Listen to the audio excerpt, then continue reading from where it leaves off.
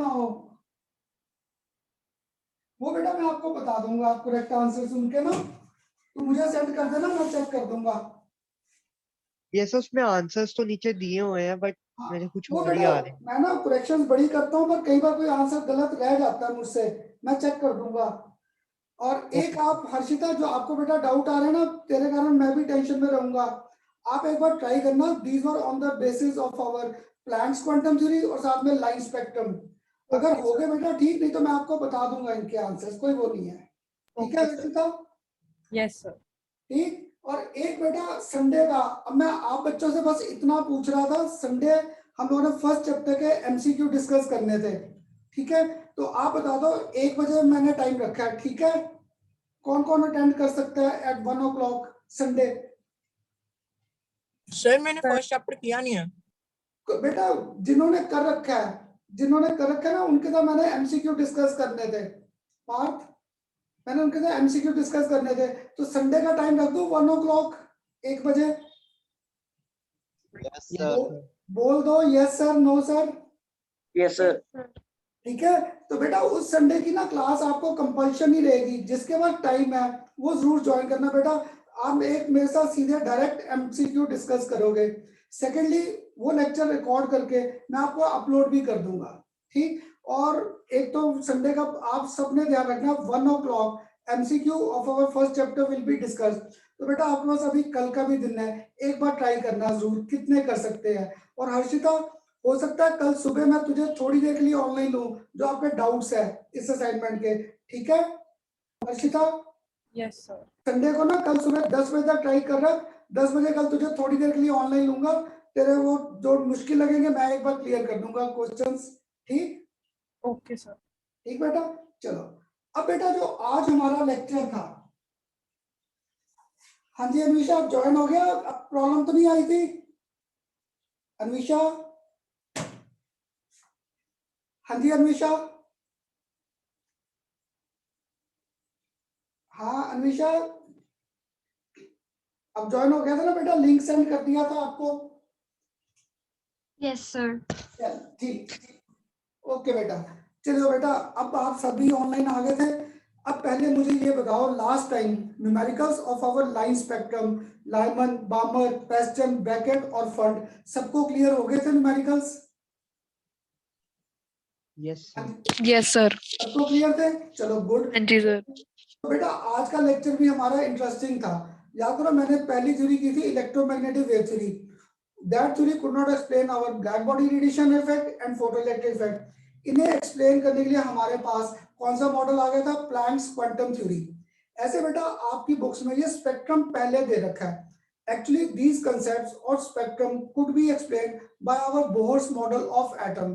तो बेटा आज का लेक्चर हमारा एक तो बोर्स मॉडल ऑफ एटम पे है, पर अगर मुझे बोर मॉडल पर जाना है तो सबसे पहले मुझे रदरफोर्ड मॉडल की टांग खींचनी पड़ेगी। टांग खींचनी पड़ेगी मींस उसके ड्रॉबैक्स आइडेंटिफाई करने पड़ेंगे। तो आज हमारे लेक्चर के स्टार्टिंग में आएंगे what are the drawbacks of our Rutherford model of atom, क्योंकि इन्हीं ड्रॉबैक्स को दूर करने के लिए हम लोग किस पर जाएंगे? Bohr model of atom. फिर बेटा ड्रॉबैक्स के बाद आज हम लोग डिस्कस करेंगे what are the basic features of our Bohr's model of atom. फिर इसकी यूजेस क्या है और इसके ड्रॉबैक्स क्या है। क्यों? क्योंकि मुझे अब 2D स्ट्रक्चर से 11th क्लास में मूव करना है to 3D structure of our atom. तो बोहर मॉडल आपने 10th क्लास तक पढ़ा था, बस उसे हम लोग थोड़ा सा और रिफाइंड या थोड़ा सा उसे और डिटेल में करेंगे। But last will be our 3D structure of atom. क्योंकि बेटा जो बोहर है ना, उसने भी सिर्फ डायरेक्शन जो क्लियर की इलेक्ट्रॉन की मूवमेंट, दैट वाज 2D। उसने सिर्फ 2 डायमेंशंस को कंसीडर किया, पर हमारे पास डायमेंशंस क्या थी? 3 डायमेंशंस का कंसेप्ट हमारे पास आ जाएगा 3D structure of our atom में। तो आज बोर मॉडल करने से पहले सबसे पहला टॉपिक आ गया what are the drawbacks of Rutherford model of atom. इस रदरफोर्ड मॉडल ऑफ एटम के हमारे पास ड्रॉबैक्स क्या है? तो देखो बेटा, पहला ड्रॉबैक, किसी की ना अगर टांग खींचनी थी तो ड्रॉबैक निकालना हम लोग किसी भी बेस पे निकाल सकते थे। तो पहला ड्रॉबैक तो मुझे भी इतना अच्छा नहीं लगता जो बुक्स में दे रखा है। वो क्या दिया? रदरफोर्ड ने कंसीडर किया था जो स्ट्रक्चर ऑफ एटम है, सेंटर में उसने माना था न्यूक्लियस है and electrons are lying haphazardly arrange around the nucleus of atom. तो उसने क्या किया था, स्ट्रक्चर ऑफ एटम को कंपेयर कर दिया विद आवर यूनिवर्स। उसने यूनिवर्स के साथ कैसे कंपेयर कर दिया कि हमारे पास क्या था, बीच में सन था, we are having sun, sun बीच में है और बाकी जो प्लैनेट्स है these are haphazardly arrange around the sun and keep on revolving, उसके आसपास क्या घूम रहे थे। तो क्या हुआ, उसने अपनी तरफ से सन को माना न्यूक्लियस और जो प्लैनेट्स थे इनको मान लिया as there as the electrons. तो जो हमारे जैसे मेरे जैसे टीचर्स है उन्होंने उसमें गलती निकाल दी that electrons and nucleus are tiny particles, these are microscopic particles and are charged in nature, but planets and sun are macroscopic particles and these do not carry any charge. So there was no comparison between the structure of atom and our universe और structure of atom में हमारे पास कोई comparison नहीं था। तो बेटा ये drawback था तो बड़ा गलत सा, उसने हमें समझाने के लिए एग्जाम्पल दिया, हमने उसी में उसका ड्रॉबैक निकाल दिया। तो आप बताइए बेटा, सबको मेरे साथ पहला ड्रॉबैक क्लियर हुआ that electron and nucleus of the atom are microscopic particles and these carry charges, but our sun and planets, these are macroscopic particles and these do not carry any charge, so there cannot be any comparison between these two. तो पहला drawback तो clear बेटा सबको? Yes, sir. Clear? Yes, sir. ये बेटा notes में ना मैंने आपको सारा प्रॉपर दे रखा है, इसकी हम लोग अपनी खुद वर्डिंग बना सकते थे, ये तो डिक्टेट करने की जरूरत नहीं है पॉइंट। No sir. ठीक, अब इसके बाद बेटा जो सेकंड है ये मेरे पास इंपॉर्टेंट था, ये आपके पेपर में बड़ी बार एक्सप्लेन करना आ रखा है। रदरफोर्ड ने क्या कहा था, यहाँ पर मेरे पास पॉजिटिव चार्ज है और यहाँ पर हमारे पास क्या है, electrons are revolving around this are haphazardly arrange, यहाँ पे सारे क्या है इलेक्ट्रॉन्स अरेंज है। तो बेटा मैंने भी इसकी ये बात मान ली, पर इसके बेस पे क्या था, पूरा पॉजिटिव चार्ज कंसंट्रेटेड था एट द सेंटर। अगर मेरा पूरा का पूरा पॉजिटिव चार्ज कंसंट्रेटेड है at the center, so at least this positive charge was having tendency to attract one electron, तो ये positive charge at least एक इलेक्ट्रॉन को अपनी तरफ क्या कर सकता था, अट्रैक्ट। अगर पॉजिटिव नेगेटिव चार्ज को अट्रैक्ट करेगा, पॉजिटिव नेगेटिव को अट्रैक्ट करेगा, energy is released out, energy क्या जाएगी बाहर, that means electron will start losing its energy. अगर इलेक्ट्रॉन अपनी एनर्जी लूज कर रहा है, it will follow spiral path, ये पाथ फॉलो करेगा spiral and it should enter into the nucleus of an atom. Clear? It should enter into the nucleus of atom. अगर electron nucleus में add हो गया atom के, तो atom should collapse. Atom तो हमारा कोलैप्स हुआ नहीं, तो Rutherford was not able to explain stability of atom, he was not able to explain stability of atom. क्यों? क्योंकि इसके बेस पे क्या था, अगर पॉजिटिव चार्ज सारा सेंटर पे है तो एटलीस्ट इसे एक इलेक्ट्रॉन को क्या करना चाहिए, अट्रैक्ट। अगर ये एक इलेक्ट्रॉन को अट्रैक्ट करेगा तो this electron should lose its energy. अगर ये इलेक्ट्रॉन एनर्जी लूज कर रहा है तो it will follow spiral path and it should enter into the nucleus of atom. ये तो हुआ नहीं, तो that means there must be certain drawback in our Rutherford's model.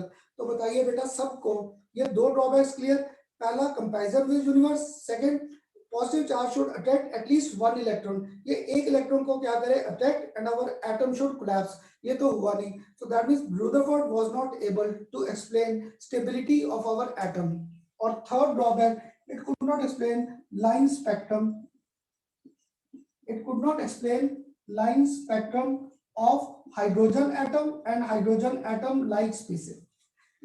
Rutherford was not able to explain line spectrum of hydrogen atom and hydrogen atom like species.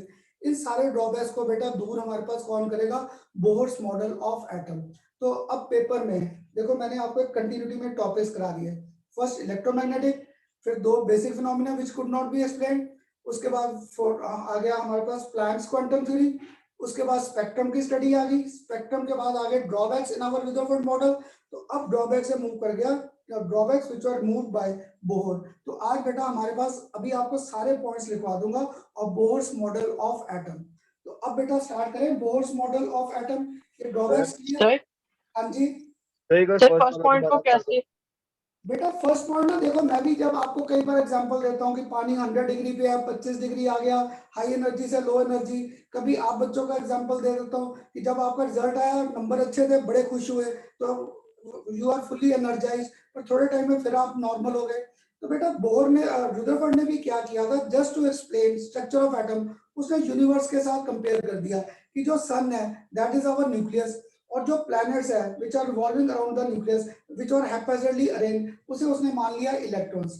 पर मेरे जैसे teacher ने drawback क्या निकाल दिया कि जो सन और प्लैनेट है दीज आर मैक्रोस्कोपिक पार्टिकल्स और heavenly bodies and do not carry any charges, but electrons, protons and neutrons these carry charges and these are microscopic particles. तो इन दोनों में कोई भी कंपैरिजन नहीं कर सकते।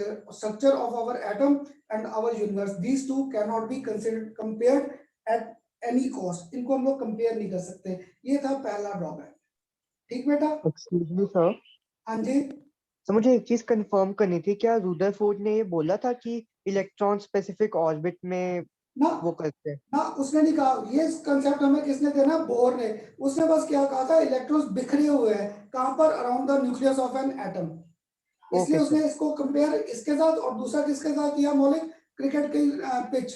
देखा क्रिकेट की पिच, सारा कंसंट्रेशन कहाँ पे होता है? बैट्समैन पे, बॉलर पे, फील्डर, बैट्समैन, बॉलर और कीपर पे। तो कंसंट्रेट सेंटर वो न्यूक्लियस था। बाकी सारे प्लेयर्स क्या थे? पूरी फील्ड में थे, कोई ऑफ साइड, कोई ऑन साइड, कोई लेग साइड, कोई कहां पर। तो वो सारा क्या था? Haphazardly arrangement of our electrons around the nucleus of atom. तो बेटा तुम्हारी बुक्स में यूनिवर्स दिया है, मैंने जहां पढ़ा था ना उसने रुदरफोर्ड ने से कंपेयर कर रखा था विद आवर क्रिकेट पिच के साथ।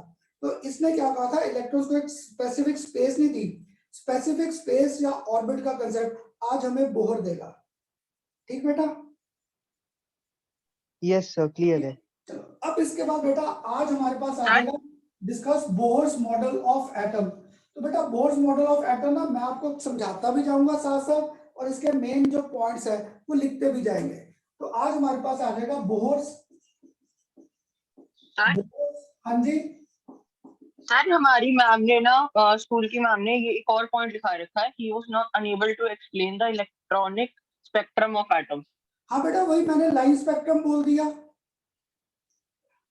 Line Okay. स्पेक्ट्रम बोल दे या electronic spectrum, one and same thing.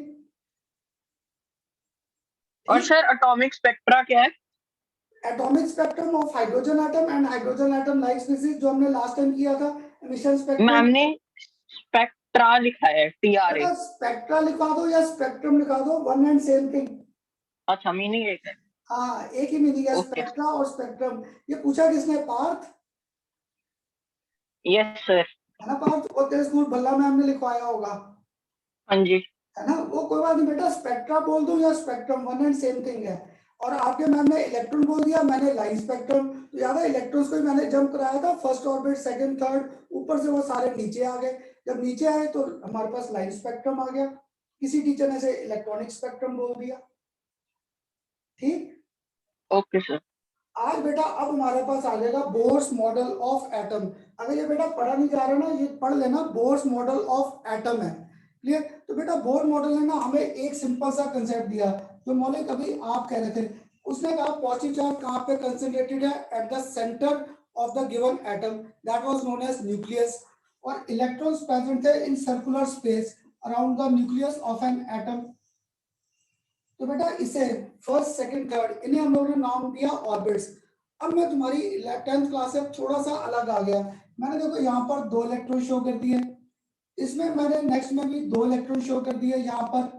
तो तुम में से एक स्टूडेंट अगर ध्यान दे रहा है, मैंने बीच वाले ऑर्बिट में कोई इलेक्ट्रॉन शो नहीं किए। ये हमारा बेटा 11th क्लास में एक नया पॉइंट आ जाएगा। तो देखो अगर आपने ये फिगर ड्रॉ कर लिया साइड में, तो आपको बोर्स मॉडल के अगर सीबीएसई में क्वेश्चन आ गया, what are the basic features of our Bohr's model of atom, आपको लिखना आसान हो जाएगा। तो देखो यहाँ से मुझे पहला पॉइंट आसान मिल गया, अभी नोट डाउन करवा दूंगा बेटा।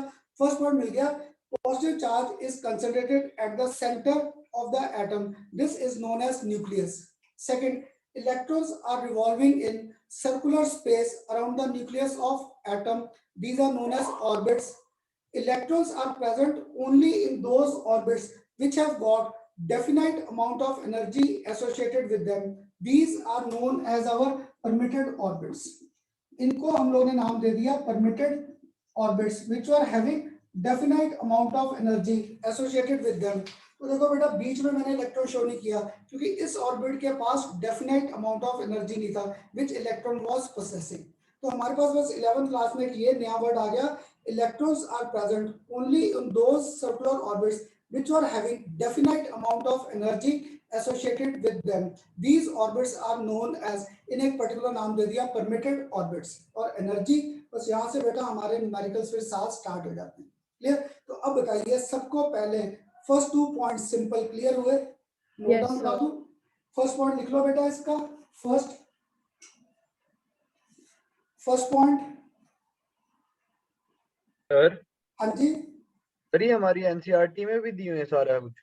बेटा, ये एनसीईआरटी की बुक में ना तुझे बड़े टॉपिक्स ढूंढने पड़ेंगे, उन्होंने आगे पीछे दे रखे हैं, पर जो मेरे नोट्स आज मैं बेटा अपलोड कर दूंगा उसमें मैंने सारे सिस्टमेटिक दे रखे हैं आपको. इसमें दिए हैं आपके एनसीईआरटी की बुक में, पर उसने ना पॉइंट्स में नहीं, उसने सारे पैराग्राफ बनाकर दे दिए. Okay sir. ठीक बेटा, तो इसका फर्स्ट पॉइंट लिख लो. Atom consist of positively charged nucleus. Atom consists of positively charged nucleus in the center, and electrons revolve in circular orbits,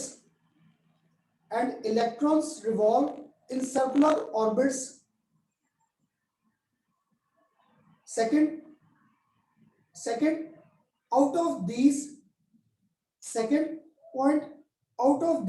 large number of circular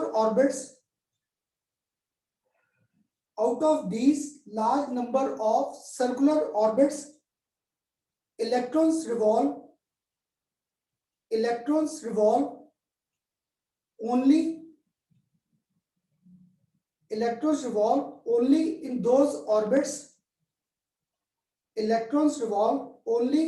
in those orbits which have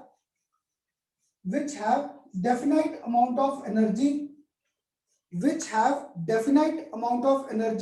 associated with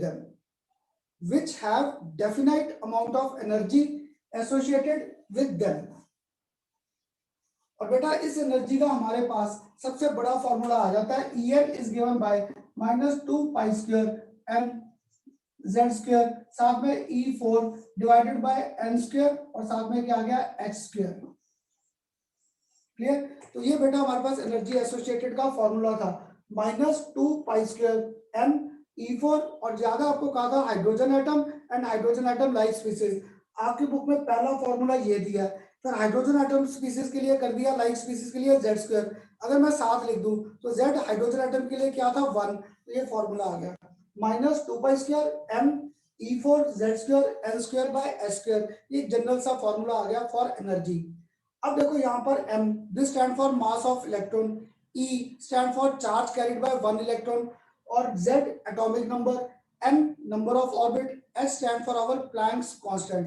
तो बेटा मैं यहाँ लिख देता हूँ m stand for mass of electron, और जो E था दिस वाज चार्ज,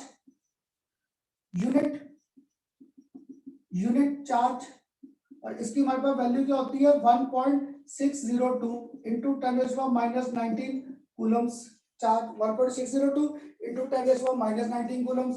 n हमारे पास orbit in which electron is present, h stand for our Planck's constant. तो बेटा आपको सीबीएसई और कंपटीशन में ना सबसे ज्यादा इस एनर्जी के न्यूमेरिकल्स आते हैं, तो थोड़ा सा ध्यान से रखो. हर इलेक्ट्रॉन के लिए मास of electron fix, charge fix, h fix, Planck's constant 2 fix, pi squares fix, ये सारी वैल्यूज फिक्स है. तो बेटा आपको ना इसके न्यूमेरिकल्स के लिए हमारे पास डायरेक्ट फॉर्मूले है. तो मैंने आपको ना, अगर किसी ने आप में से मेरे सिनॉप्सिस ध्यान से पढ़े तो मैंने आपको एटॉमिक स्ट्रक्चर के ना सिनॉप्सिस में बॉक्सेस दिए हैं. बॉक्सेस में how we can calculate this energy मैंने बॉक्सेस में दे दिए. इवन आपके कॉम्प्रिहेंसिव नोट्स में भी ये बॉक्सेस में दे रखा है, क्योंकि जो चीज बॉक्स में दो ना वो बेटा आपके दिमाग में बैठ जाती है कि बॉक्स में करना सर ने ये वैल्यूज दी थी. तो बेटा आज पहला लेक्चर है, आज ये वैल्यूज याद करनी थोड़ी सी मुश्किल लगेगी, धीरे धीरे ये वैल्यूज आसान लगेगी. तो यहाँ पर हमारे पास अगर मैं सारी वैल्यूज को पुट कर दूं तो हमारे पास यूनिट्स आ जाते हैं. तो this energy could be calculated in terms of अगर ये सारे कांस्टेंट पुट कर दूं तो this comes out to be 21.8 into 10⁻⁻19 by divided by यहाँ पर क्या है n स्क्वायर और साथ में हमारे पास क्या है इनटू z स्क्वायर। ये एनर्जी आ गई in terms of joules per atom. ऐसे ही बेटा अगर यहाँ पे कर दूं 1312 बाय n स्क्वायर इनटू साथ में क्या z स्क्वायर, ये एनर्जी आ गई in terms of kilo joules per mole. और एक बेटा कंपटीशन के लिए यूज में आता है सबसे ज्यादा -13.6 by n square into z square, ये आ गया in terms of electron volt per atom. तो बेटा हमारे एनर्जी के ना न्यूमेरिकल्स इन तीन फॉर्मूले पे आते हैं, इन तीन फॉर्मूले में, इन तीन फॉर्मूलेस को यूज करके we can calculate our answers. तो तुम्हें पेपर में ध्यान रखना है, अगर यूनिट्स दिए joules per atom we have to make use of this formula. अगर किलो जूल्स पर मोल है तो वैल्यू है 1312 बाय n स्क्वायर, और अगर इलेक्ट्रॉन वोल्ट है then we have to use this formula. और बेटा कंपटीशन में मैंने बड़े क्वेश्चन पढ़े, मोस्टली आपको ये फॉर्मूला आता है। अब अगर आप में से किसी को याद हो ये electron volt in terms of joules किसके इक्वल था? 1 electron volt in terms of joules किसके इक्वल था? Sir 1.6022 into 10⁻⁻9। ये किसने आंसर दिया मुझे? कृष्णा। Yes sir. अब धीरे धीरे ना मैं तुम बच्चों की आवाज से पहचान करने की कोशिश कर रहा हूँ, तो काफी बच्चों की आवाज की पहचान हो गई। तो गुड बेटा 1 इलेक्ट्रॉन वोल्ट क्या था? 1.602 into 10⁻⁻19 जूल्स। तो बेटा आज ना एक बार ये फॉर्मूले सारे क्लियर कर ले, इसके फीचर्स, फिर आज हमारे न्यूमेरिकल्स ही है इस फॉर्मूले के बेस पे। 21.8 into 10⁻⁻19 n square into z square joules per atom, kilo joules per mole या in terms of electron volts per atom.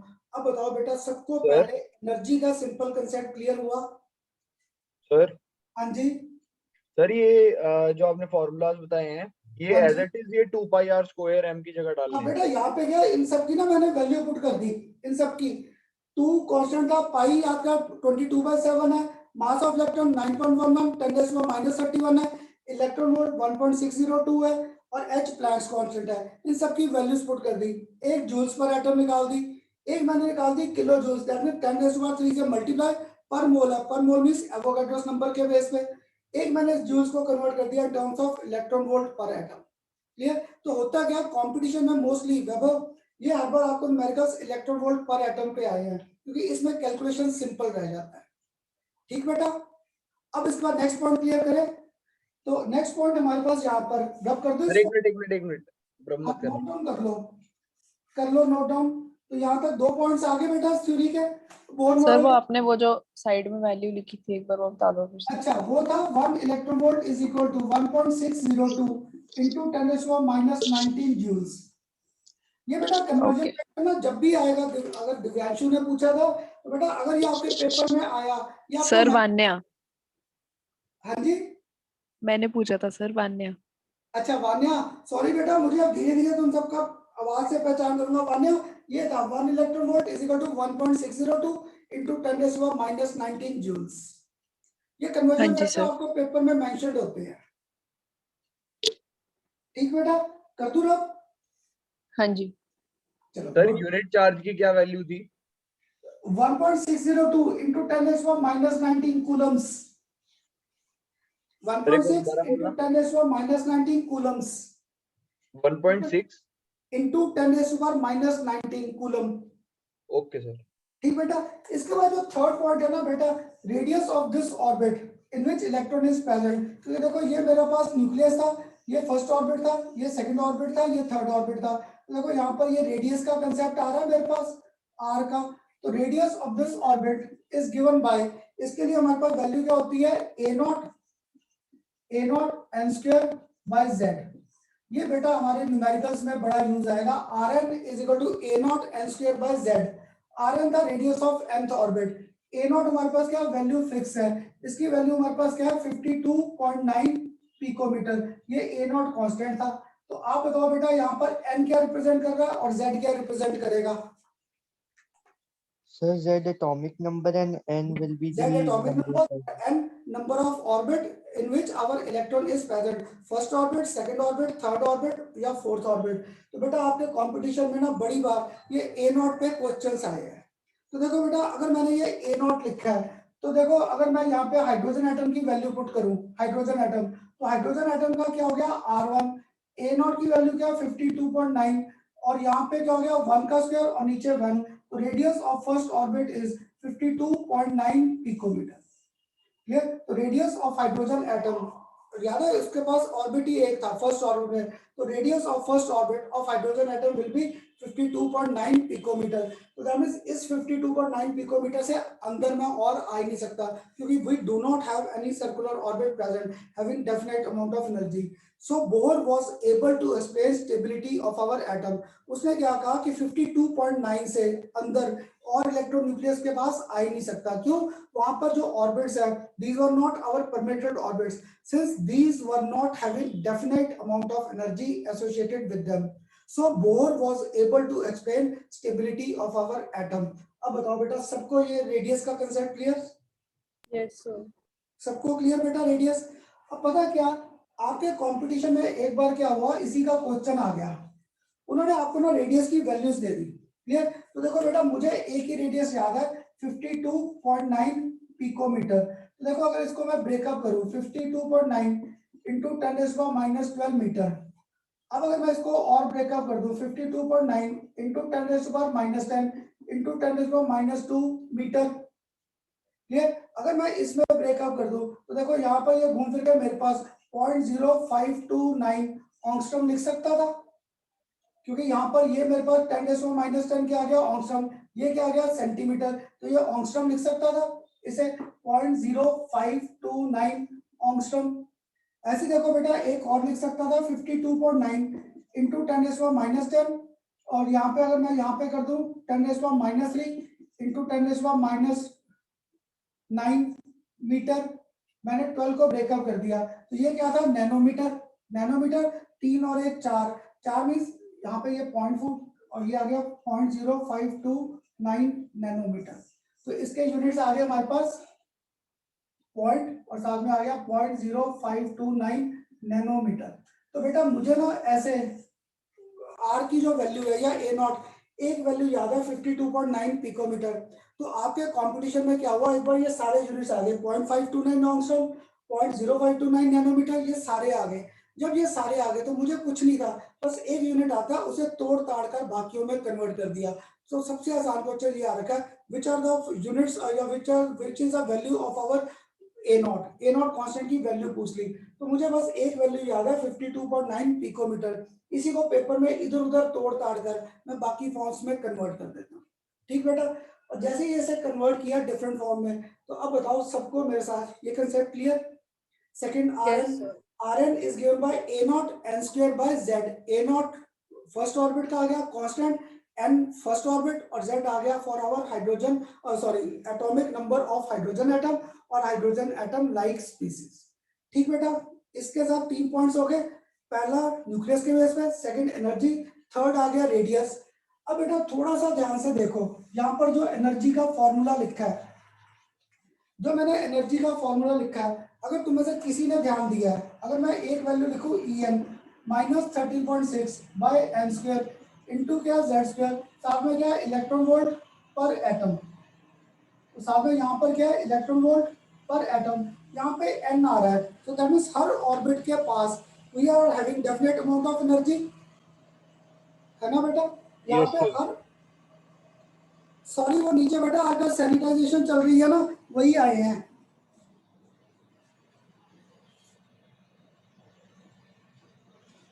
आजकल बेटा कोरोना के कारण सोसाइटीज में वो नहीं चल रहा सैनिटाइजेशन का काम, तो वही आए हुए नीचे स्प्रे करने।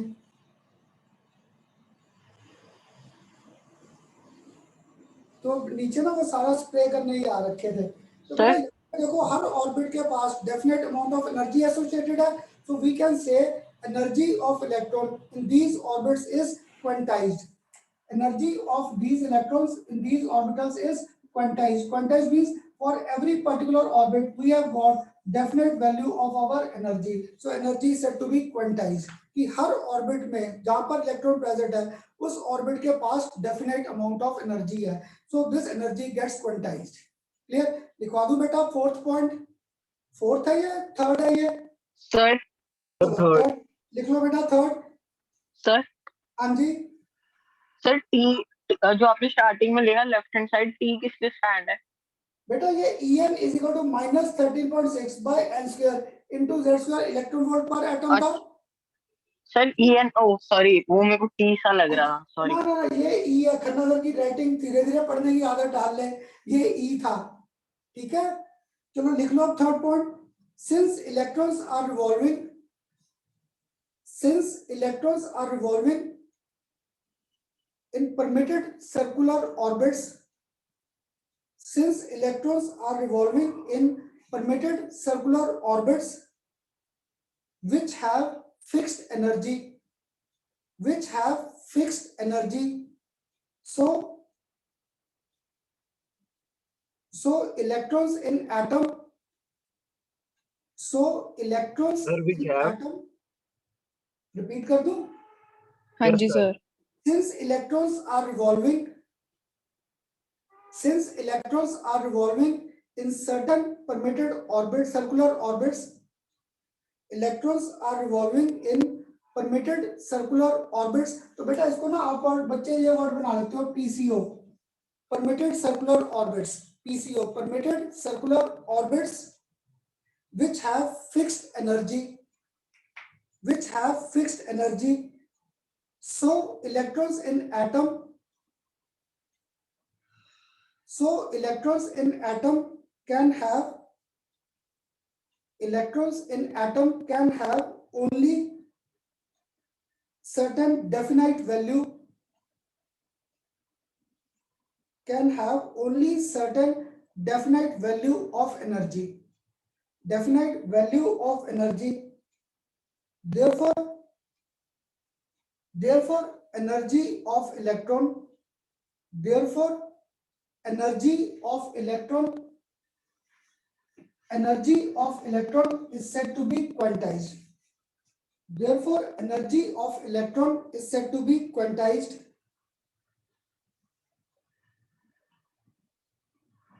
ठीक बेटा, एक बेटा अगर हम लोग पॉइंट्स खत्म कर दें, एक फोर्थ पॉइंट भी लिख लो, अभी मैं एक्सप्लेन कर दूंगा, लिख लो एक fourth point, like energy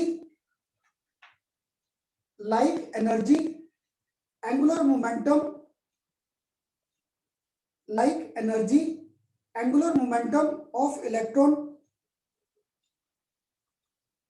like energy angular momentum of electron is also quantized, angular momentum of electron is also quantized, given by, इसके लिए फॉर्मूला में गिवन है mvr is equal to nh by 2 pi, mvr is equal to nh by 2 pi।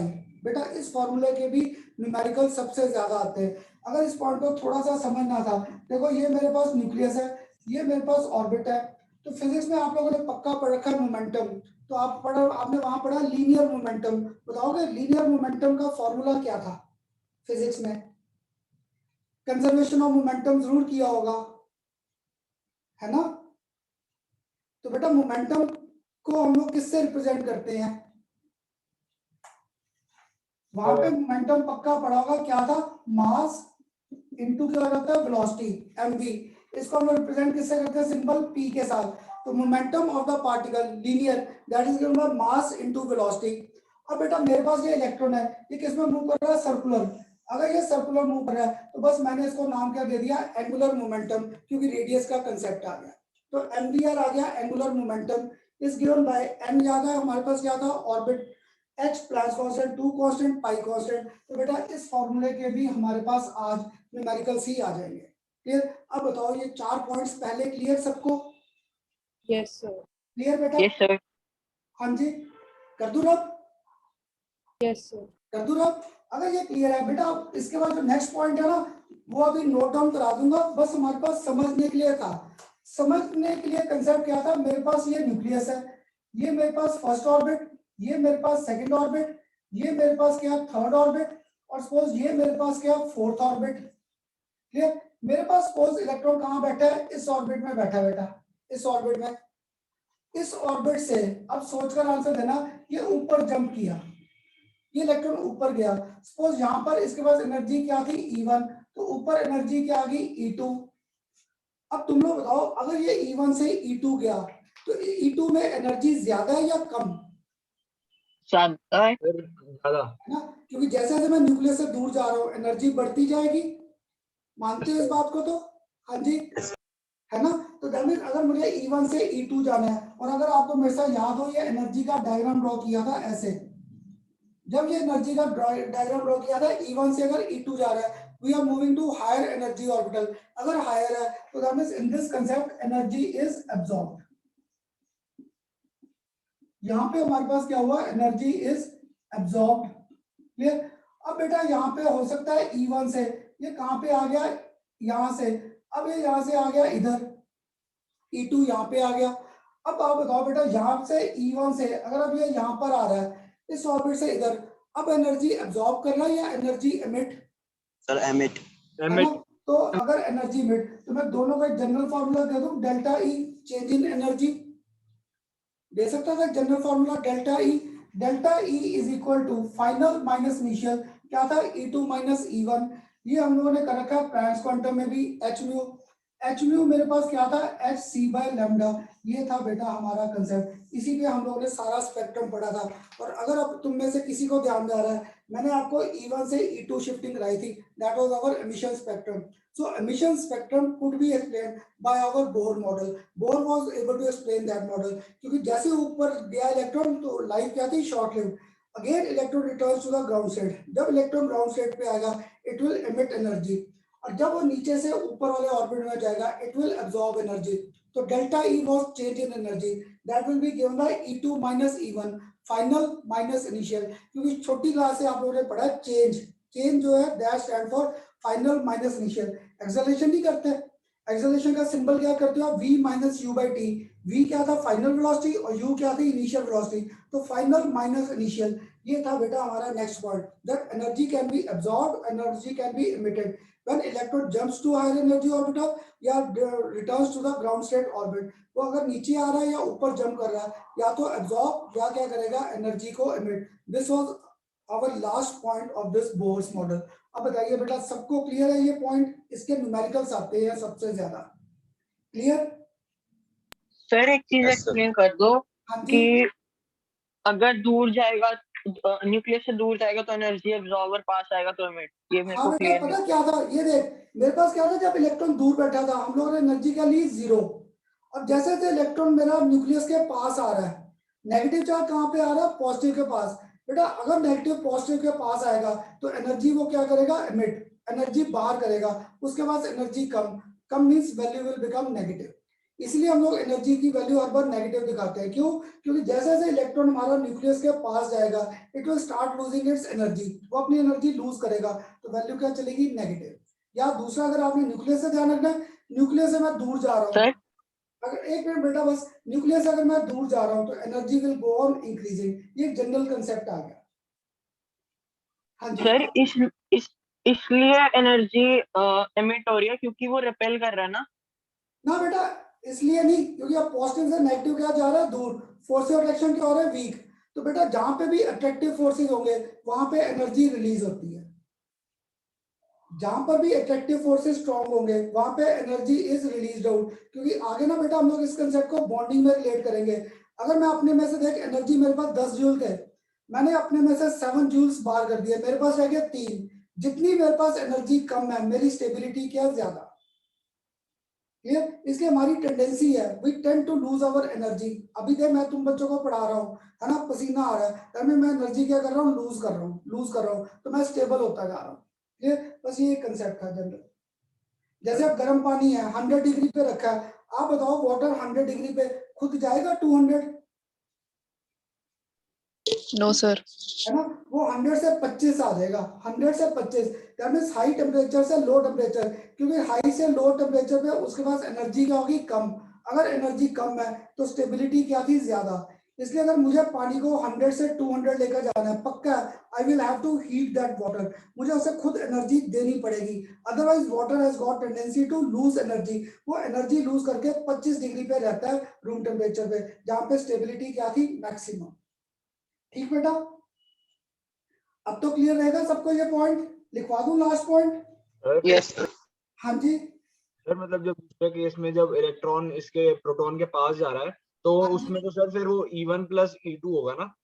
बेटा ना, हर बार हम लोग delta E2 minus E1 लेंगे, कभी साइन कन्वेंशन पॉजिटिव आ जाएगी, कभी negative.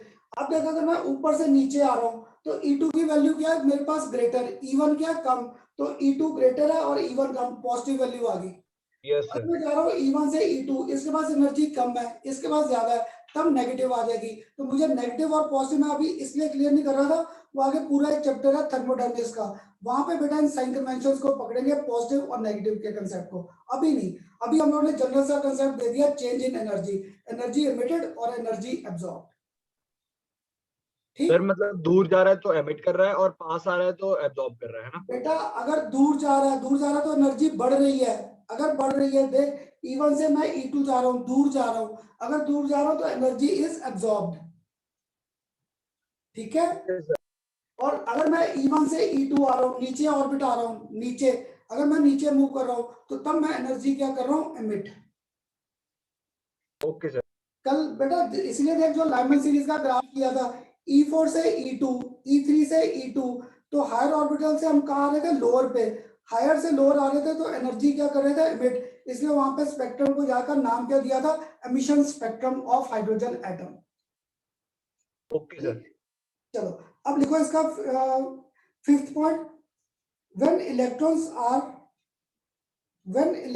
Are in lowest energy state, when electrons are in lowest energy state, then these electrons keep on revolving in ground state, और एक लास्ट पॉइंट जो अभी आपको clear किया था, six, energy is emitted or absorbed. 6 point, energy is emitted or absorbed. Energy is emitted or absorbed only when electron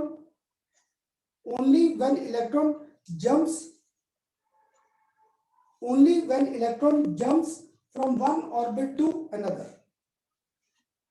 Energy is emitted or absorbed only when electron jumps from one orbit to another। लिख दो, second में क्या, from one orbit to another. तो देखो बेटा, last point मैंने आपको politician language लिखवाई है, मैंने अभी आपको पॉजिटिव और नेगेटिव साइन कन्वेंशन क्लियर नहीं किए, उसके लिए हमारे पास पूरा आगे चैप्टर बैठा है, कौन सा, थर्मोडायनेमिक्स, वहां पे इस कंसेप्ट को क्लियर करेंगे। आज अभी उसे मत पकड़ो, आज बस चेंज इन एनर्जी का कंसेप्ट क्लियर करो। What does delta E always stand for change, final minus initial. और सिंपल सा लॉजिक, अगर मैं हायर ऑर्बिट पे जा रहा हूं तो एनर्जी एब्जॉर्ब, अगर मैं लोअर ऑर्बिट में आ रहा हूं तो we are emitting energy. Clear? अब बताओ बेटा सबको मेरे साथ, ये बोर्स मॉडल ऑफ एटम के points clear? Yes sir. Clear? तो बेटा इन पॉइंट्स के बेस पे ना न्यूमेरिकल स्टार्ट करने से पहले आज एक बार अगर हम लोग पहले थ्योरी का पार्ट खत्म करते हैं, तो हमारे पास नेक्स्ट आ गया what are the merits of this model, what are the uses of this model, merits of this model. तो बेटा तुम लोग बताओगे इसके मेरिट क्या लिखने हैं? हाँ जी बेटा, क्या लिखते हैं इसका मेरिट? सर इससे हमको ऑर्बिट्स पता चल गया कि इलेक्ट्रॉन्स ऑर्बिट्स में मूव करते हैं। इलेक्ट्रॉन्स ऑर्बिट में, so that means he was able to explain, this model could explain stability of atom. This model could explain stability of our atom. पहला पॉइंट इसने ये कर दिया। Second, this was able to explain line spectrum of hydrogen atom and hydrogen atom like species Third, we could find out wavelength of these spectral lines. कैसे? We could find out wavelength कैसे find किया है? याद करो, delta E is equal to क्या था, E2 minus E1 is equal to क्या था, h mu is equal to hc by lambda. तो lambda is equal to hc by delta E। SC by delta E. So we could find out wavelength of these spectral lines. मैं सबकी wavelength, wave number, frequency सब find कर सकता था. So these were the advantages या merits of our Bohr's model of atom. First, stability of atom. Second, spectral lines. और third, we can find out wavelength of these spectral lines. अब बताओ बेटा सबको इसके uses clear? हाँ जी बेटा, clear? बोल दो Yes, yes sir. sir, no sir. Yes, sir. Yes, sir. आज नहीं, मुझे आज इसका करने के बाद आगे जाना था 3D स्ट्रक्चर ऑफ एटम पे. 3D स्ट्रक्चर ऑफ एटम पे जाने के लिए पहले मुझे इसके ड्रॉबैक्स भी आइडेंटिफाई करने पड़ेंगे. तो बेटा मैं ना न्यूमेरिकल्स इसलिए अभी स्टार्ट नहीं कर रहा था कि एक बार थ्योरी का पार्ट खत्म हो जाए, बस थोड़ा सा बोरिंग पार्ट जो है खत्म हो जाए, फिर हमारे आज का लेक्चर बाकी न्यूमेरिकल्स पे है. या चलो अगर यहाँ तक क्लियर है तो बेटा आप इसके नीचे ना आधा पेज छोड़ देना, हाफ पेज. वहां पे हम लोग आज नहीं, अभी लेक्चर के एंड में क्या करेंगे, what are the drawbacks of Bohr's model of atom. ठीक है, drawbacks of Bohr's model of atom. इसके लिए ना आप स्पेस छोड़ दो आधा पेज, आधे पेज में इसके हमारे पास ड्रॉबैक्स आ जाएंगे, और वो बाद में करेंगे क्योंकि थ्योरी पार्ट आज मैंने काफी करा दिया. तो अब थोड़ा सा ना मैं भी बोर हो गया था ये थ्योरी पढ़ाते पढ़ाते. अब हम लोग इनके न्यूमेरिकल्स पकड़ेंगे. ठीक, तो बस आप स्पेस छोड़ देना. What are the drawbacks of Bohr's model of atom. Clear? ये हम लोग अभी बस न्यूमेरिकल्स करने के बाद अगर टाइम मिल गया तो आज, नहीं तो नेक्स्ट लेक्चर में हमने 3D स्ट्रक्चर से स्टार्ट करना. तो 3D स्ट्रक्चर पे जाने से पहले मुझे इस बोर मॉडल की क्या टांग खींचनी पड़ेगी, इसके ड्रॉबैक्स, तब पकड़ेंगे इसके ड्रॉबैक्स. तो अब बताओ बेटा एटलीस्ट थ्योरी पार्ट आज का क्लियर. बोर मॉडल, हाँ जी बेटा सबको clear? Yes, bore sir. Model, Yes, sir. Yes, sir. हाँ जी, आप में से कोई पूछ रहा था, हाँ जी बता दो बेटा. क्लियर करें अब इसके न्यूमेरिकल स्टार्ट. और इसके ना बेटा न्यूमेरिकल सिर्फ कैलकुलेशंस में बड़े हैं और है आसान बिल्कुल. और अगर मैं फिर एक बार आपको, चलो एक फर्स्ट न्यूमेरिकल लिखो बेटा. First numerical, calculate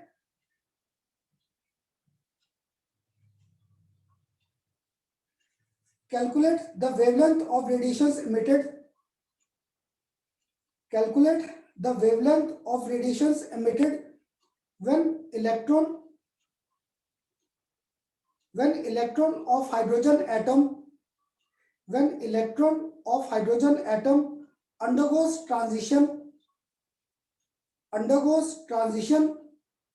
hydrogen atom undergoes transition from fourth energy level to second energy level. From fourth energy level to second energy level.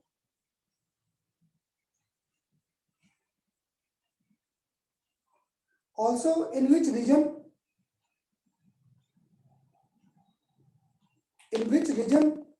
these spectral lines will lie.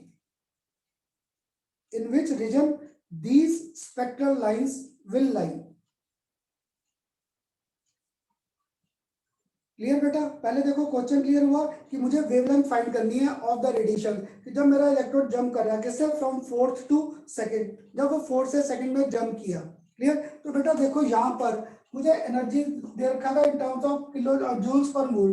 तो इसकी वैल्यू क्या थी, -21.8 into 10⁻⁻19 by n square into साथ में क्या था z² joules per atom. यानी formula तो ये यूज में आएगा. बेटा अब तुम्हें क्या होता है, डाउट क्या होता है जब आप बुक्स में से करते हो. तो मैंने अभी आपको डेल्टा ई यहाँ पर हमारे पास क्या था, फोर्थ से कहाँ पे आए, सेकंड में. तो देखो अगर मैं यहाँ पर इन सबको, मैं ना आपकी बुक में सिर्फ एक स्टेप में ये क्वेश्चन कर रखा है, मैं आपको पूरा क्लियर कर रहा था कैसे. तो यहाँ पे फोर्थ है, अगर फोर्थ है तो -21.8 इंटू 10⁻⁻19 z² की वैल्यू 1. तो यहाँ पर नीचे मेरे पास क्या आ गया, 4 का स्क्वायर, साथ में माइनस क्या आ गया 21.8 इंटू 10⁻⁻19 और यहाँ पर क्या आ गया 2 का स्क्वायर. अब थोड़ा सा ध्यान से देखो, यहाँ पर कॉमन फैक्टर 21.8 इंटू 10⁻⁻19. ये फैक्टर कॉमन आ गया बाहर, हाँ जी बाहर आ गया. ये माइनस क्या हो गया प्लस, तो ब्रैकेट में 1/2 स्क्वायर और -1/4 स्क्वायर. और एनर्जी किसमें घूम रही है, जूल्स पर एटम. तो बेटा मेरे पास सिंपल सा डेल्टा ई का आंसर आ गया. तो तुम बच्चे ना, तुम्हारी बुक्स में ये स्टेप्स नहीं दिए, तुम बच्चे साथ ही मेरे आ जाते हो, जब खुद करते हो न्यूमेरिकल्स करना सर आपकी एनर्जी माइनस में थी, यहाँ माइनस का साइन नहीं है, तो यहाँ माइनस का साइन बस कैलकुलेशन में चला गया। अगर इसमें चला गया तो यहाँ पर अगर डेल्टा ई की वैल्यू फाइंड की, this comes out to be 4.0875 into 10⁻⁻19 joules. ये आ गई मेरे पास बेटा डेल्टा ई। पर Excuse मैंने me, आपसे sir. क्या पूछा है, वेवलेंथ। अब मुझे वेवलेंथ फाइंड करनी नहीं आ रही, आप बताओ कैसे करें। E is equal to h nu वाला फॉर्मूला Sir. लगेगा। गुड गुड, क्योंकि delta E is equal to क्या था, एच म्यू। एच म्यू क्या था, एच सी बाय लैम्डा। तो lambda is equal to h c divided by क्या था, डेल्टा ई। तो देखो एच भी नोन है, सी भी नोन है और डेल्टा ई भी नोन है, आ जाएगा लैम्डा। हाँ जी बेटा आ जाएगा। Yes, sir. क्लियर क्लियर, लिखूं मैं भी? हाँ जी चलो लिख देता हूँ, जिसको अभी मुश्किल लग रहा था ना, 6.626 इंटू 10⁻34। याद है इसके यूनिट्स क्या थे, जूल्स सेकंड। साथ में 3 इंटू 10⁸8 मीटर्स, साथ में क्या था, पर सेकंड। और नीचे डेल्टा ई क्या है, 4.0875 इंटू 10⁻⁻19 जूल्स। तो जूल के साथ जूल गए और सेकंड के साथ सेकंड, आंसर अपने आप मीटर्स में आ गया। तो यहाँ पर wavelength comes out to be, इस न्यूमेरिकल में वेवलेंथ हमारे पास आ जाएगी, अगर आपने ट्राई किया 4.4863 एंगस्ट्रॉम। लैम्डा आ जाएगा घूम फिर के यहाँ पर 4.863 एंगस्ट्रॉम। अब बताओ बेटा, पहला एक सिंपल न्यूमेरिकल क्लियर हुआ मेरे साथ? हाँ जी बेटा। Excuse me, sir. हाँ जी सर अगर हम इसमें इस एनर्जी के फॉर्मूला की जगह कोई और एनर्जी का फॉर्मूला यूज करें तो बस यूनिट्स का ही डिफरेंस आता ना, मतलब हम ऐसा किसी और यूनिट के टर्म्स में कैलकुलेट कर ऐसा रहे गुड, हो। मुझे अगर इस साल भी ऐसा स्टूडेंट मिला है, यही आंसर। अब आप थोड़ा सा सोचो, मैं लाइन स्पेक्ट्रम के बेस पे नहीं कर सकता था? Yes, sir. यही आंसर मैं उस पर नहीं कर सकता था, क्योंकि उसमें जाकर हम लोगों ने फॉर्मूला क्या किया था, wave number is equal to 1 by lambda is equal to R 1 by n1 square. तो यहाँ पे n1 की वैल्यू क्या है, 2 का स्क्वायर, और यहाँ क्या है 4 का स्क्वायर, और z स्क्वायर 1। तो बेटा अगर तुम लोग यहाँ से लैम्डा निकालोगे ना, तब भी आंसर सेम है। और गुड, तुम में से इस साल मुझे काफी दिनों बाद ऐसा बैच मिला जिसने इस चीज को पकड़ा कि इस न्यूमेरिकल को सॉल्व करने के 2 मेथड थे, चाहे मैं लाइन स्पेक्ट्रम का फॉर्मूला लगा देता तब भी सेम आंसर है। तो बेटा आपको प्रदीप की बुक में उसने एक न्यूमेरिकल दोनों फॉर्मूले से सॉल्व किया है, दोनों में आंसर सेम आएगा। गुड, अगर तुम बच्चों ने इस चीज को पकड़ा, अच्छा लगा मुझे। मींस मैं पढ़ाने में तुम्हें कामयाब हो रहा था, सक्सेसफुल, कि तुम लोग मेरे साथ चीजों को कोरिलेट करने लगे। बस मुझे बेटा यही चाहिए होता है, जब मैं पढ़ा रहा हूँ ना, तुम बच्चे साथ अपना दिमाग ओपन रख के सोचो मेरे साथ कि और कैसे कैसे हो सकते हैं। तो गुड, इससे भी आंसर आ जाएगा सेम। अब क्लियर बेटा, करिए अब नेक्स्ट न्यूमेरिकल। सर एक चीज और पूछनी है, अगर हमें इसका आंसर किलो जूल पर मोल में निकालना होता तो हम वो दूसरा फॉर्मूला यूज करते ना, किलो जूल पर मोल करना होता ना, फिर मैं ये फॉर्मूला ना लगाता, फिर मैं क्या कर देता, 1312 by n square into z square. बेटा कंपटीशन में यही होता है, वहां पे तुझे आंसर दे रखे हैं चॉइसेस में, तो तुम्हें उन्हीं में घूमना पड़ेगा। ठीक, यस सर। जैसे देख, अगर मैं यहीं पे कहता calculate energy in terms of electron volt per atom, अगर मैं कहता इलेक्ट्रॉन वोल्ट पर एटम, तो मेरे पास फॉर्मूला क्या आ जाएगा, -13.6 divided by n square multiply by z square, तब ये फॉर्मूला आ जाता। ठीक बेटा? यस सर, समझ आ गया। ये मुझे ये बताओ बेटा, तुम्हारा ग्रुप मुझे तो बड़ा अच्छा लग रहा है, तुम सबको भी समझ आ रहा है खन्ना सर से? कोई डाउट तो नहीं लेकर घूमते? No, sir. No sir. सारे सभी? No, sir. गुड, तो चलो अगर यहाँ तक क्लियर है, अब एक और लिखो बेटा, नेक्स्ट न्यूमेरिकल, एक नेक्स्ट लिखो। और ये जो नेक्स्ट न्यूमेरिकल है, ये भी हमारे पेपर्स में आ रखा है।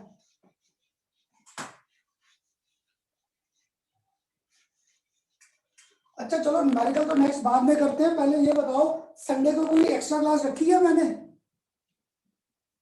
हाँ बेटा? जी सर, MCQs के लिए कितने सर 1 बजे? बजे। 1 बजे। शुक्र है, याद रखना बेटा, जब मैं ना 14 में क्लास लेता हूँ, तुम लोग विश्वास नहीं करोगे, जब 14 में क्लास लेता था तो मैं घर से प्रिपेयर करके जा रहा हूँ कि आज मैंने एमसीक्यू के ये डिस्कस करने हैं, क्लास में जाता था, पूछो मत, ऐसा मन बैठता था ना, आधे से ज्यादा बच्चे गायब, आधे से ज्यादा। सर मेरा स्कूल में ये है, मेरा वो है, मेरा ऐसा है, मेरा वैसा है। मैं तब भी लेक्चर रिकॉर्ड करता था बेटा। अगर मौलिक का भाई पढ़ता था मुझसे, वासु, उससे पूछना, मैं एमसीक्यू की क्लास को रिकॉर्ड करता था। या चाहे हर्ष, गुरनूर, आप पूछना गुरसिमरन से। गुरसिमरन आती थी चंडी मंदिर से, वो कई बार सुबह नहीं आती थी, फिर उसके लिए मैं लेक्चर रिकॉर्ड करता था। पर वो एक ऐसी स्टूडेंट थी, वो रिकॉर्डेड लेक्चर जरूर देखती थी। वो क्या, क्लास मेरी 3 से साल में वही रहता था, तो वो पूछ लेती थी, खन्ना सर मैं कल आ जाऊँ। आकर मेरे पास वहाँ पे ना मैंने अपने वीडियो सेक्शन बना रखा था, तो वहाँ पे आके बच्चे लेक्चर्स देखते थे, तो वो वहाँ पे आके लेक्चर देखकर एमसीक्यू जरूर करती थी। तभी देखो बेटा पैक में गई कंप्यूटर साइंस। तो आप सारे भी मेहनत करो, पक्का हम लोग अच्छे कॉलेजेस में एडमिशन मिलेगा ही मिलेगा। केमिस्ट्री तुम्हें कभी लेट डाउन नहीं करेगा। ठीक, चलो लिखो अब एक नेक्स्ट न्यूमेरिकल। सर एक चीज पूछनी है, वो आप एमसीक्यूज असाइनमेंट सेकंड के डिस्कस करोगे ना? हाँ जी बेटा। जो एमसीक्यूज है वो सेकंड असाइनमेंट के डिस्कस होंगे ना, जो हाँ आपने बेटा, सेकंड जो मैंने असाइनमेंट आपको अपलोड असाइनमेंट करी 2 है? डाल रखी है, स्टेट्स ठीक है ऑफ सर। फर्स्ट चैप्टर में basic concept, second yes assignment उसे ही डिस्कस करेंगे। Okay sir. ठीक, चलो अब लिखो next numerical.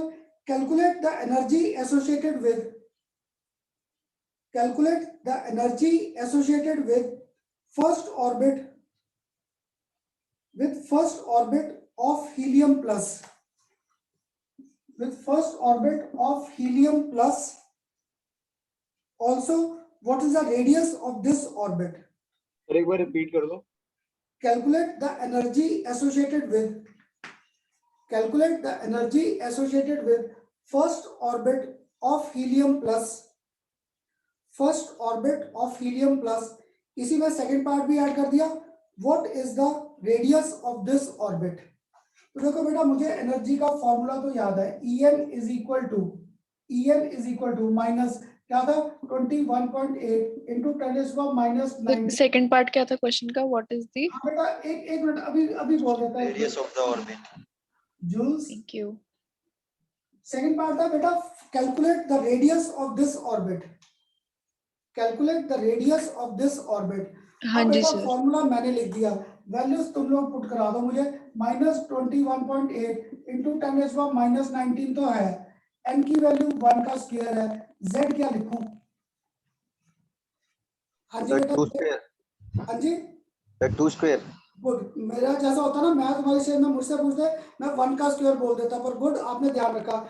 z was atomic number of our given species, तो यहाँ पे 2 का क्या आ गया, स्क्वायर, 2 का स्क्वायर। अगर आपने इसे सॉल्व किया, this comes out to be -8.72 into 10⁻⁻18, साथ में क्या आ जाएगा, जूल्स। ये आ गई हमारे पास energy of first orbit of helium.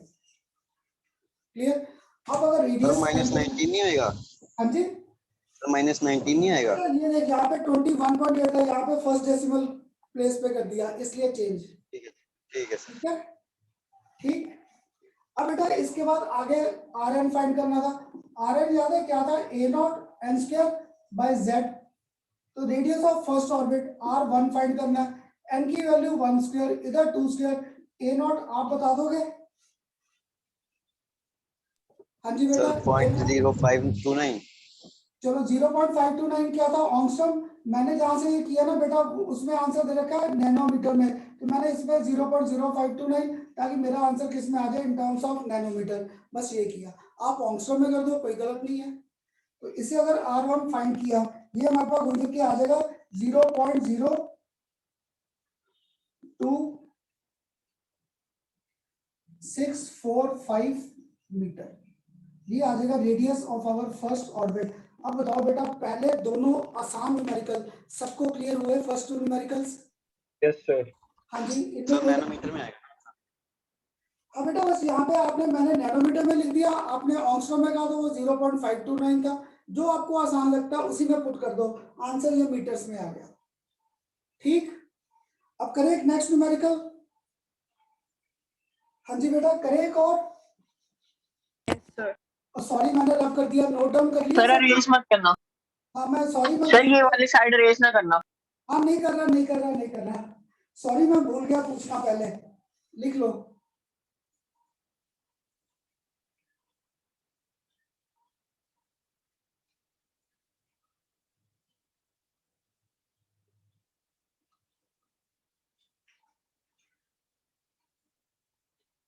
कर दूं बेटा? हाँ जी, कर लिया सबने नोट डाउन? हाँ जी, हाँ जी सर। तो Yes, next sir. न्यूमेरिकल चलो बेटा, अब नेक्स्ट न्यूमेरिकल करने से पहले ना मुझे एक आपको यूनिट्स क्लियर करने थे। याद है अभी तक मैं एच के यूनिट्स आपके साथ एच के यूनिट्स मैं आपके साथ एच के यूनिट्स यहाँ पर हर बार क्या लिख रहा था, अगर आप में से किसी को ध्यान में हो क्लियर, यहाँ पर जब यूनिट्स लिख रहे थे एच के तो हम लोग यूनिट्स लिखते थे 6.626 इंटू 10⁻34। यहाँ पे क्या आ जाता था जूल्स और साथ में क्या आ जाता था सेकंड, है ना, जूल सेकंड, यही यूनिट्स कर रहे थे। अब बेटा मुझे ना यहाँ पे वेलोसिटी के न्यूमेरिकल्स करने हैं। याद है वेलोसिटी के यूनिट्स क्या थे, मीटर्स पर सेकंड। तो दैट मींस अब यहाँ पे ना मुझे जूल की क्या करनी है, छुट्टी। मुझे इसको बेसिक यूनिट्स में लेकर आना था। आपने फिजिक्स में पक्का किया होगा, बेसिक यूनिट्स क्या थे, MLT। मुझे इसको बेसिक यूनिट्स में लेकर आना है, MLT। तो खन्ना सर को ना बेसिक यूनिट्स याद नहीं रहते। तो देखो मैंने आपको शुरू से आदत डाली थी, H = E/μ था, है ना, ये था मेरे पास। अगर ये E/μ था तो मुझे यहाँ पर H के यूनिट्स निकालने हैं। H बेसिकली एनर्जी क्या था, वर्क डन। वर्क डन क्या था मेरे पास, F × L bye frequency. F का मुझे याद था, वो क्या था, मास इनटू एक्सेलरेशन। क्लियर, वो मेरे पास क्या था, मास इनटू एक्सेलरेशन। और ये मेरे पास क्या था, इनटू L डिवाइडेड बाय क्या था, फ्रीक्वेंसी। अब यहाँ पर मास के यूनिट्स मेरे पास क्या थे, किलोग्राम। एक्सेलरेशन के यूनिट्स क्या थे, मीटर्स पर सेकंड स्क्वायर। और लेंथ का भी यूनिट क्या था, मीटर। क्लियर, ये भी हमारे पास क्या था, मीटर में। क्लियर, तो अब मेरे पास यहाँ तक तो ये यूनिट्स आ गए। अब फ्रीक्वेंसी, फ्रीक्वेंसी किसमें थी, याद करो, सेकंड इनवर्स। क्लियर, तो मेरे पास देखो अपने आप एच के यूनिट्स नहीं आ गए अब यहाँ पर।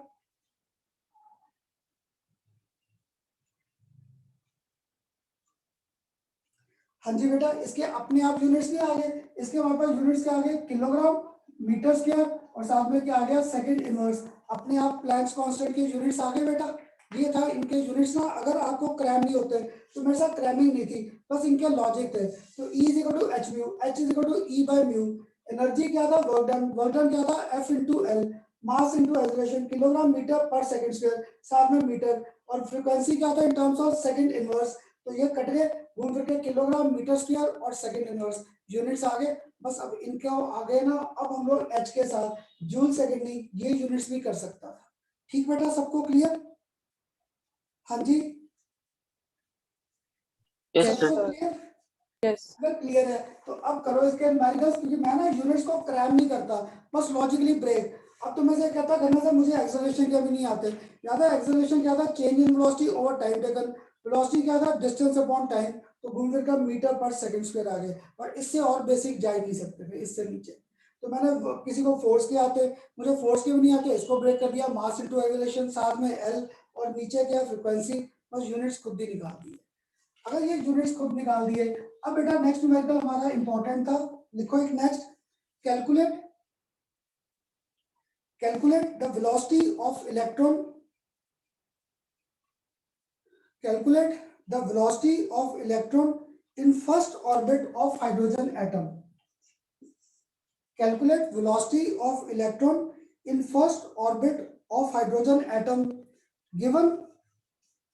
given Bohr radius is 0.529 angstrom.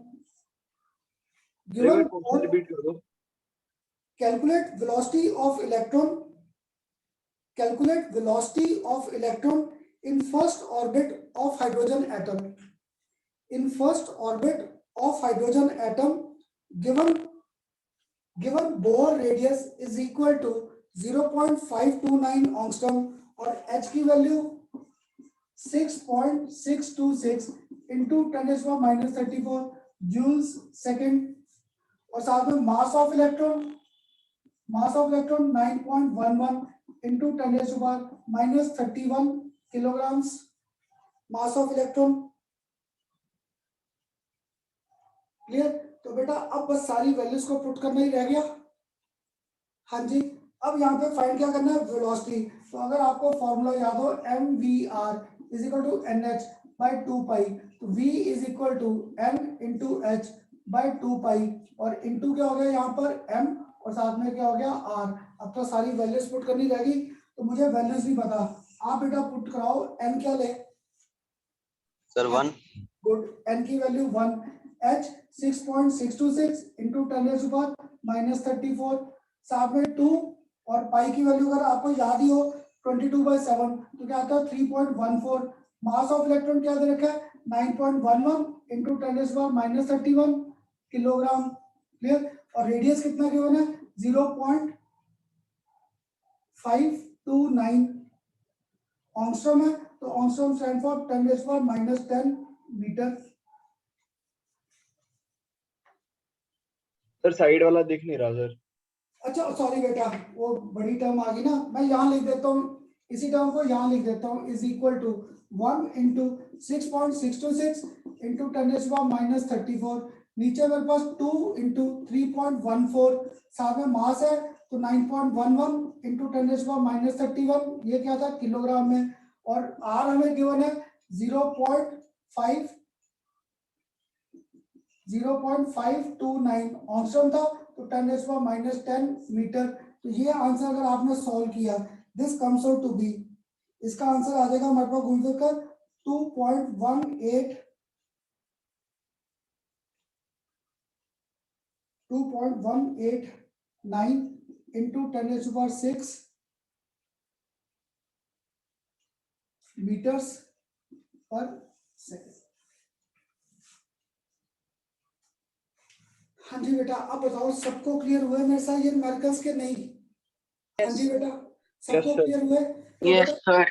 आज के लेक्चर में ना अभी मैंने इन सबके सिंपल न्यूमेरिकल्स कंसीडर किए थे, आगे ना 2 न्यूमेरिकल इसके टिपिकल है, पर वो हम लोग आज नहीं लेंगे, अगर आज ले लिए ना फिर वो टॉपिक मुश्किल आ जाएगा। अब बताओ पहले सबको ये आसान वाले न्यूमेरिकल्स तो क्लियर?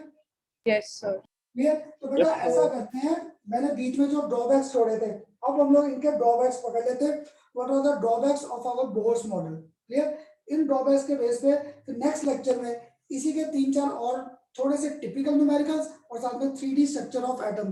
दैट मींस बेटा कल से हमारा atomic structure 12th 11th class के बेस पे प्रॉपर शुरू होगा 3D structure of our atom पे, वो कल नेक्स्ट लेक्चर में। ठीक, तो अब देखो बेटा, इसमें मैंने आपको ड्रॉबैक्स बीच में छोड़े थे, तो इसके ना ड्रॉबैक्स क्या थे? अब याद है जब भी मैं लाइन स्पेक्ट्रम की बात कर रहा था, I was talking in terms of, मैं जब भी बात करता था तो मैं बात करता था हाइड्रोजन एटम और हाइड्रोजन एटम लाइट स्पीसीज। तो इस थ्योरी का, बोर मॉडल का पहला, this concept Bohr model was holding good only for our single electron system but does not hold good for our multi electron system. ये multi electron system के लिए fail कर गया। सिर्फ हाइड्रोजन एटम और hydrogen atom light species, यानी सिर्फ एक एलिमेंट के कंसेप्ट इसने हमें क्लियर किए। तो फर्स्ट ड्रॉबैक लिख लो बेटा, फर्स्ट ड्रॉबैक। सर ये किसके ड्रॉप? हाँ जी बेटा, drawbacks of our Bohr's model of atom, जो पीछे स्पेस छोड़ी थी आधा पेज, वहां पर लिख लो, क्योंकि बेटा मैंने बीच में न्यूमेरिकल्स कर लिए थे ना, ताकि हमारा लेक्चर सर ये फर्स्ट पॉइंट में क्या लिखना है एक बार रिपीट कर दो। लिख लो बेटा। First point, bourse model of atom explains, bourse model of atom explains only single electron system, only single electron system, but could not explain structure of multi electrons, but could not explain structure of multi electron atoms, could not explain structure of multi electron atoms। अब बताओ बेटा, पहला drawback clear? Yes sir. Clear? इसके बाद में बेटा जो second है, ये आपको सीबीएसई और कंपटीशन में स्टेटमेंट्स आ रखी है कि इनके आंसर दो।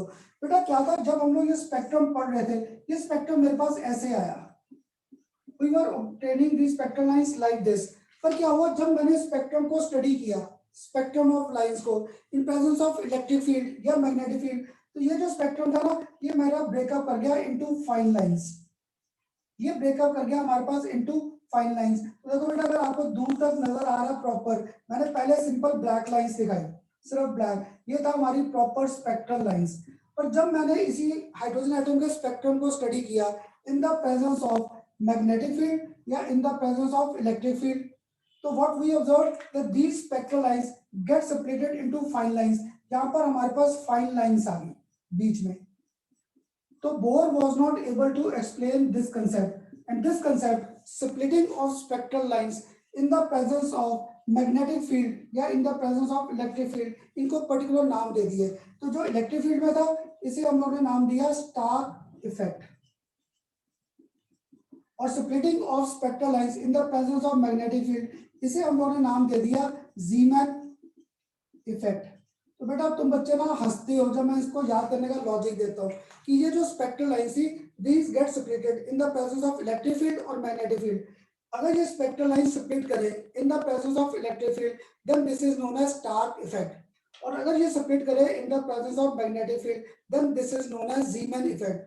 तो बेटा तुम लोगों को ना याद नहीं आता स्टार्क कौन सा है ज़ीमैन कौन सा है, तो तुम लोग बताओ इलेक्ट्रिसिटी की लाइव वायर्स है, कभी करना मत, अगर मैं दो इलेक्ट्रिसिटी की लाइव वायर्स को टच कर दूं क्या होगा? करंट लगेगा। करंट तो लगेगा, पहले स्पार्किंग नहीं होगी, करंट तो तब लगेगा ना अगर उनको मैंने लाइव वायर को डायरेक्ट पकड़ा, अगर मैंने उसको रबड़ से पकड़ा सिर्फ लाइव वायर को टच किया तो स्पार्किंग होती है। यस सर, है ना? Yes, sir. क्योंकि बेटा जब मैं बड़ा छोटा था ना, कह दो 4th-5th क्लास में, हमारे घर एक बार इलेक्ट्रिसिटी वाले काम करके गए थे।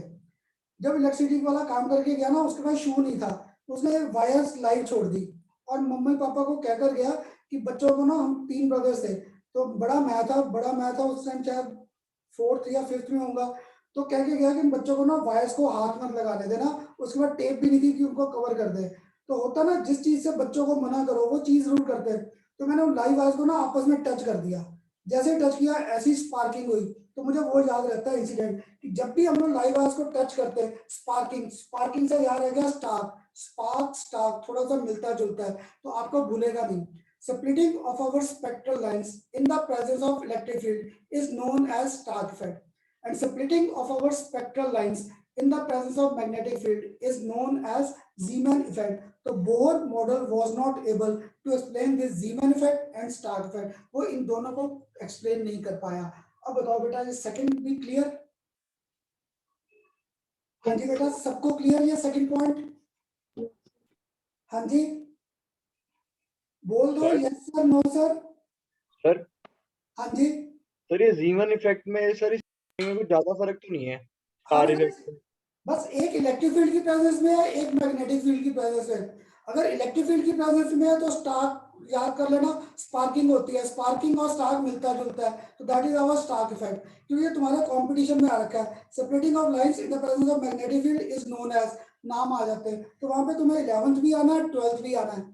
तो केमिस्ट्री कैसे उल्टे सीधे लॉजिक से याद रख लो, स्पार्किंग है, स्पार्किंग से स्टार्क दोनों मिलते जुलते हैं, आर्क आर्क लग रहा है तो ये स्टार्क इफेक्ट है। मैग्नेटिक फील्ड है तो this is known as Zeeman effect. ठीक, दो ड्रॉबैक्स क्लियर बेटा? Yes sir. क्लियर? तो इसके Yes, बाद sir. और गया बेटा, वो आगे हमारा अभी बड़ों में जाएगा, that was inability to explain structure और shape of our molecules. Clear? Bohr model was not able to explain structure shape और ज्योमेट्री ऑफ आवर मॉलिक्यूल्स। ये बेटा हमारे जाकर आगे जब करेंगे चैप्टर केमिकल बॉन्डिंग वहां पे क्लियर करेगा वेस्पर थ्योरी और हाइब्रिडाइजेशन के कंसेप्ट्स, वहां पे कहेगी वेस्पर थ्योरी और हाइब्रिडाइजेशन। तब तक ये थर्ड पॉइंट हमारा साथ ही चलता है, that Bohr model could not explain structure and shape और ज्योमेट्री ऑफ आवर मॉलिक्यूल्स। तो अब बताओ बेटा आज मेरे साथ पूरा बोर मॉडल का कंसेप्ट क्लियर, इसके सेलिएंट फीचर्स, इसके यूजेस और इसके डीमेरिट्स और सिंपल न्यूमेरिकल्स आज किए। नेक्स्ट लेक्चर में थोड़े से इनके टिपिकल न्यूमेरिकल्स पकड़ेंगे। क्लियर सबको? Yes sir, clear? कोई यस डाउट? सर। कोई डाउट? No sir. आपको लगता होगा खन्ना सर ये बेटा तुम्हारी ना वॉइस में डिस्टरबेंस ना आए, मैं पंखा वंखा भी बंद रखता हूँ ताकि डिस्टरबेंस बिल्कुल ना रहे, तो इसलिए होता होगा खन्ना सर ये क्या हाथ में टॉवल सा लेकर बैठे रहते हैं, तो ये बस गर्मी के कारण और कुछ नहीं। क्लियर? करूँ क्लोज? चालिया करो पंखा। Yes sir. यस नहीं सर। पंखा बेटा Thank you, मुझे sir. लगता है कि वॉइस में डिस्टरबेंस ना आ जाए। या सर नेक्स्ट आपने माइक लगा रखा है, इतना नहीं आएगी डिस्टर्बेंस। पता है क्या नेक्स्ट क्लास चलाकर देखेंगे, अगर चल गया ठीक तो मुझे बता देना, फिर ऑन सर रख अभी लेंगे। के लिए ट्रायल कर लो सर, चला के देख लो। कल कर ले, नेक्स्ट लेक्चर करके देख लेंगे ट्रायल। ठीक ठीक है चलो सर। करें close? Clear? Thank you, sir. Yes sir, हाँ जी सर। आपने याद रखना है आपने चैप्टर किया या नहीं, आ जाना क्लास में ताकि थोड़ा सा देखोगे एमसीक्यू कैसे डिस्कस करते हैं। ठीक, at 1 o'clock। Okay sir. Okay sir, thank thank you you sir. Sir. Okay बेटा, Thank you, sir. Thank you sir. Okay बेटा, ओके जी।